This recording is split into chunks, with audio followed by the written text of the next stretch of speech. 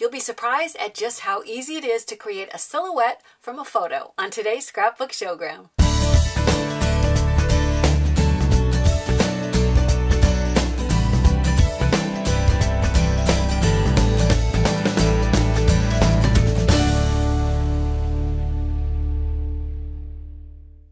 Hi, I'm Sandi Genovese and welcome to the Scrapbook Showgram.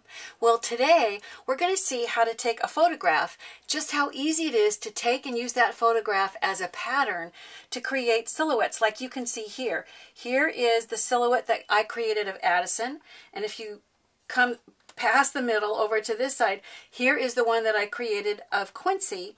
And then I used a frame or a picture frame that had 3 openings, and in the middle I just have my journaling, or almost like a title page if you want to think of it that way, where I've rubber stamped sisters, and I've just used rubber stamps to label their names as well. Well, in order to begin, first let's look at how to create a silhouette. You're really going to be surprised just how easy it is to do this. First I had my niece, Allison, take a photo of each of the girls. And all she did, I think it looks to me like Quincy is sitting in front of her closet. And Addison's sitting on the john. I hate to tell you, I can tell that that's where she is. But that's how she got. And I said, just make sure it's a real side view. And if possible, let me show you. I said, even try to include like eyelashes that show from the side, because that really does make for a nice silhouette. Once she emailed these down to me and I just printed them out on my printer, and it came just like this. Then I took tracing paper or vellum, whichever you happen to have handy. And here is, I laid it right over the top, and it may not be obvious in this light. You may not be able to see it really clearly, but when you hold it up to a window in your house, it's really simple to trace the silhouette. And you just, if there's really places in the hair, you can see that I had to just freehand because she didn't quite give me the bottom of her hair. And when I take Quincy over here, I'll set this down and you can see when I lay this over the top to be able to trace the outline of her.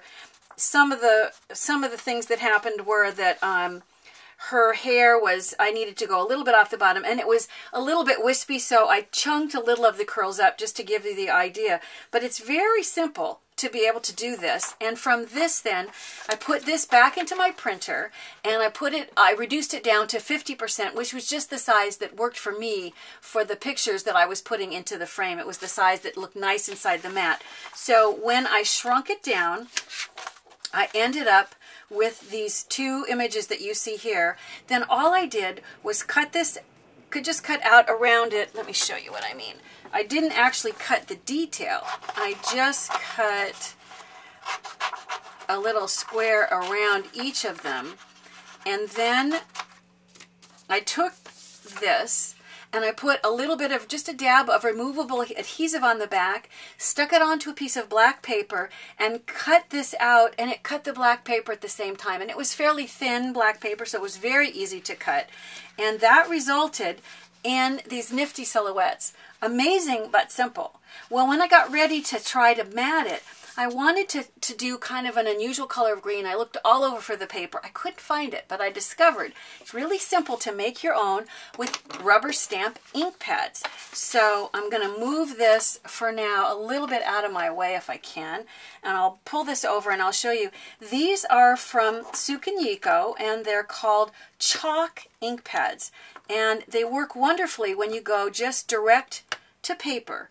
So I'll move these out of the way and I'll show you. I have white paper that's about a ½ inch bigger than the 4x6 opening in my picture frame. And what I'm going to do is just take the ink and I'm going to just start rubbing. You do want to work on a piece of scratch paper because I'm just going to go right off the edge. How hard you press will dictate how much color you get. Before I get too far, I want to add in some other color. It's almost like